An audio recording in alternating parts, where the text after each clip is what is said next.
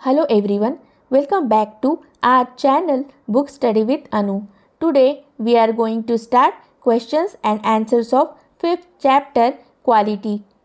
First question: What was the author's opinion about Mr. Gessler as a bootmaker? Mister Gessler एक जूता निर्माता होने के नाते उनके बारे में लेखक की क्या राय थी? Answer: The author was highly impressed with Mr. Gessler. He liked the boots made only on order and those boots perfectly fitted the customers. लेखक मिस्टर गेस्लर से बहुत प्रभावित थे. उन्हें मिस्टर गेस्लर ने सिर्फ ऑर्डर पर बनाए बूट बहुत पसंद थे और वो बूट ग्राहक को अच्छे से फिट होते थे. Their boots had the best materials and lasted long. He found the work mysterious and wonderful. Boot बनाने के लिए वो अच्छे मटेरियल का उपयोग करते थे जिसके कारण वो बहुत दिन तक चलते थे. लेखक को उनका काम बहुत रहस्यमयी और अद्भुत लगता था. Second question: Why did the author visit the shop so infrequently? Infrequently यानी बहुत कम या कभी कभी. लेखक मिस्टर गेस्लर की शॉप पर बहुत कम क्यों जाते थे? Answer: The quality of boots made by Mr. Gessler was extremely good and they lasted very long. Hence, the author didn't need to have a new pair of boots. Thus, he visited the shop infrequently. Mister Gessler जो boot बनाते थे उनकी quality बहुत ही अच्छी होती थी और वो बहुत दिन तक ख़राब नहीं होते थे, इसलिए लेखक को नए जूतों की ज़रूरत नहीं पड़ती थी. यही कारण है कि लेखक उनकी शॉप पर बहुत कम जाते थे. Third question: What was the effect on Mr. Gessler of the author's remark about a certain pair of boots? Answer: On hearing the author's remark about a certain pair of boots, Mr. Gessler looked at him for a while as if expecting him to withdraw or qualify the statement. जब लेखक ने कुछ boots के बारे में बताया जो चरमरा गए थे, ये सुनकर मिस्टर गेस्लर की ओर देखने लगे. मिस्टर गेस्लर लेखक की ओर देखने लगे. ऐसा लगा कि वो लेखक से कह रहे हैं कि अपना स्टेटमेंट छोड़ दो या उसे अच्छी तरह से बताओ. Then he said that maybe the author had got them wet. He told the author to bring the boots back to him so that he would either repair or adjust the price of the boots in the bill. फिर उन्होंने कहा कि शायद जूते गीले कर दिए होंगे. उन्होंने लेखक से कहा कि बूट वापस लेकर आए ताकि वे उन्हें रिपेयर कर सके या फिर उनका बिल जो है इसे एडजस्ट कर देंगे. Fourth question: What was Mr. Gessler's complaint against the big firms? Answer: Mr. Gessler complained that the big firms were making money by attracting customers through advertisements. They were not earning because of the quality of their work but because of the marketing. Hence, small shop had to suffer the loss of customers. Mister Gessler ने शिकायत की कि जो बड़े firms हैं वो विज्ञापन द्वारा ग्राहकों को अपनी ओर आकर्षित कर रहे हैं और उनसे पैसे बना रहे हैं. वो कमाई कर रहे हैं तो अच्छे काम के कारण नहीं बल्कि मार्केटिंग करने के कारण. इस तरह से जो छोटे दुकानदार हैं उनके ग्राहक कम होते जा रहे हैं.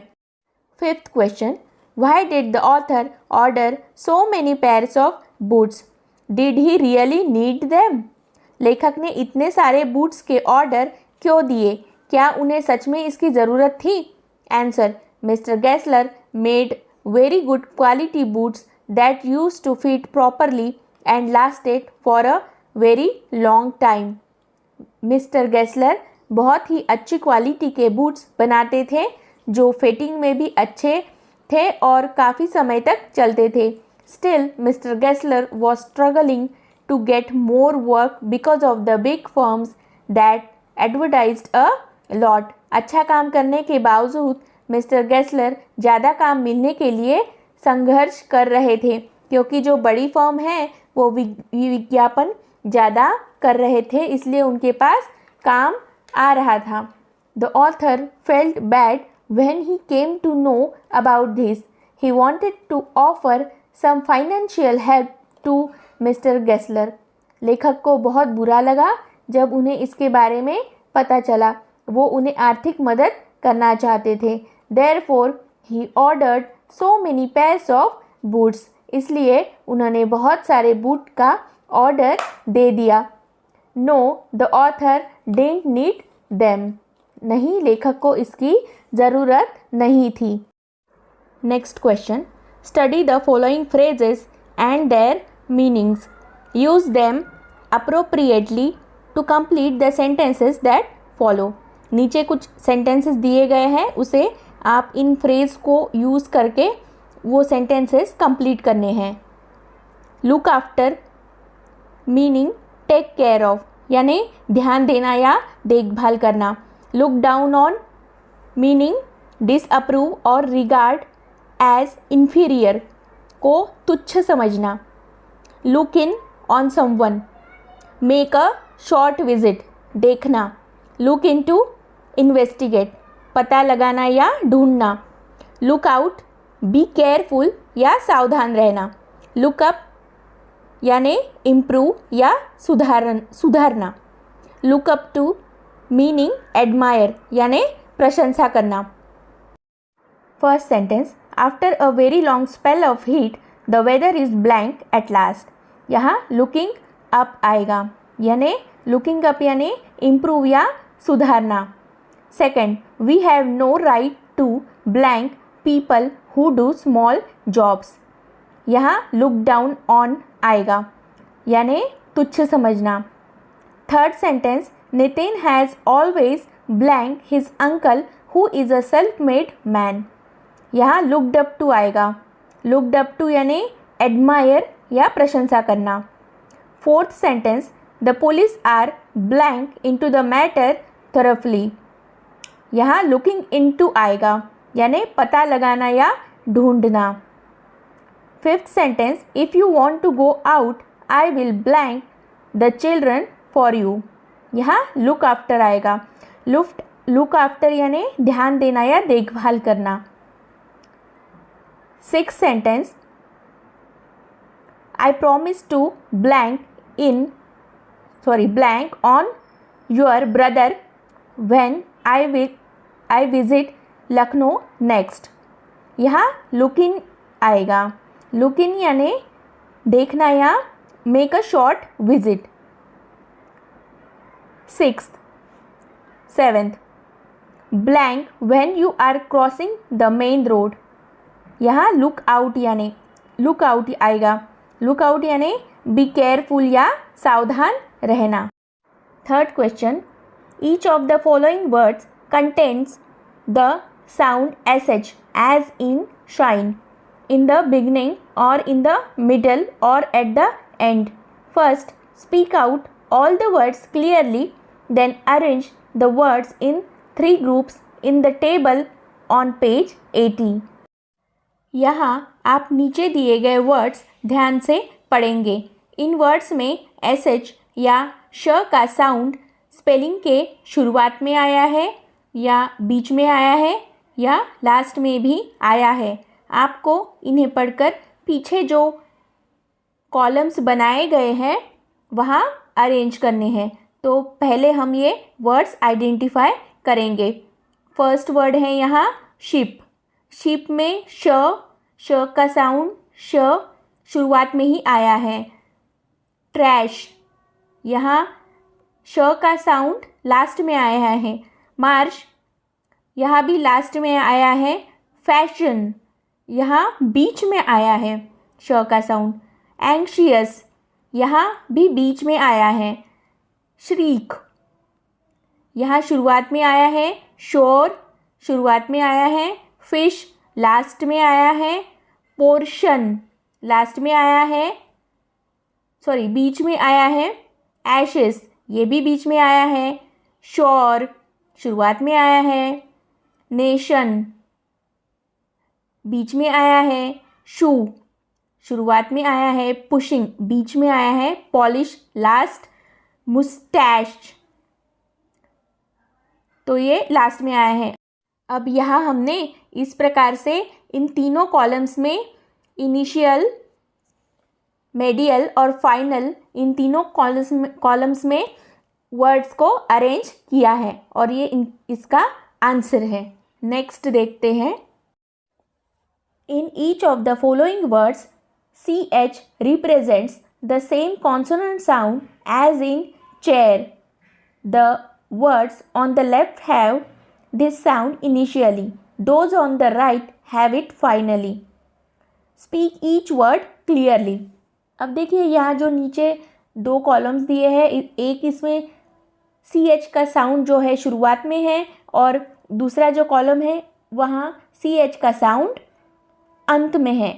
तो पहला जो वर्ड है चूज़, इसमें पहले हैं चाइल्ड, चीज़, चेयर, चार्मिंग। च का साउंड यहाँ शुरुआत में है। नेक्स्ट बेंच, मार्च, पीच, रेच, रिसर्च, यहाँ च का साउंड एंड में है। Underline the letters representing this sound in each of the following words. अब च का साउंड जहाँ है वहाँ आपको अंडरलाइन करना है। फर्स्ट फीचर, चर में TU में यहाँ अंडरलाइन किया है। Second archery, picture, reaching, nature, matches, riches, batch, church. अब यहाँ 2 बार च का साउंड रिपीट हुआ है तो आपको दोनों में अंडरलाइन करना है। नेक्स्ट क्वेश्चन देखते हैं। Do you think mister Gessler was a failure as a bootmaker or as a competitive businessman? इसके बारे में आपको क्या लगता है? Answer, Mr. Gessler was an amazing bootmaker. His customers were highly satisfied with the quality of boots he made. He was a failure as a competitive businessman. अब mister Gessler के जो बूट्स होते थे उसकी क्वालिटी, उसकी fitting जो होती थी वो बहुत ही अच्छी होती थी, लेकिन वो एक कॉम्पिटिटिव बिजनेसमैन के रूप में फेल हुए। He did not have much money to spend on advertisements. अब एडवर्टाइजमेंट्स पर खर्च करने के लिए उनके पास ज़्यादा पैसे नहीं होते हैं। Whatever he earned went into the raw materials and rent. और जो भी वो कमाते थे वो एक तो रॉ मटेरियल्स खरीदने में जाते थे जैसे कि लेदर्स वगैरह, और बाकी रेंट देने में चले जाते थे। Next question, second question, what is the significance of the title? To whom और to what does it refer? Answer, to mister Gessler, quality of his product has the most significance. He worked alone to create most high quality boots, but that took time. He lost many customers due to this, but never compromised with the boots quality. Thus, it is an ideal title for the lesson. Notice the way Mr. Gessler speaks English. His English is influenced by his mother tongue. He speaks English with an accent. When Mr. Gessler speaks, PTK sound like BDG. Can you say these words as Mr. Gessler would say them? It comes and never stops. Does it bother me? Not at all. Ask my brother, please. अब ये वाक्य आपको mister Gessler German accent में जैसे बोलते थे वैसे आपको यहाँ लिखना है। Answer, mister Gessler used to speak English with a German accent. His English sounded funny and a bit difficult to understand. Mr. Gessler would have spoken these lines as, "It comes and never stops. Does it bother me? Not at all, ask my brother please. Next जो question है ये आप खुद भी कर सकते हैं। तो आज का वीडियो यही समाप्त होता है। नेक्स्ट वीडियो में हम पोअम देखेंगे ट्रीज़।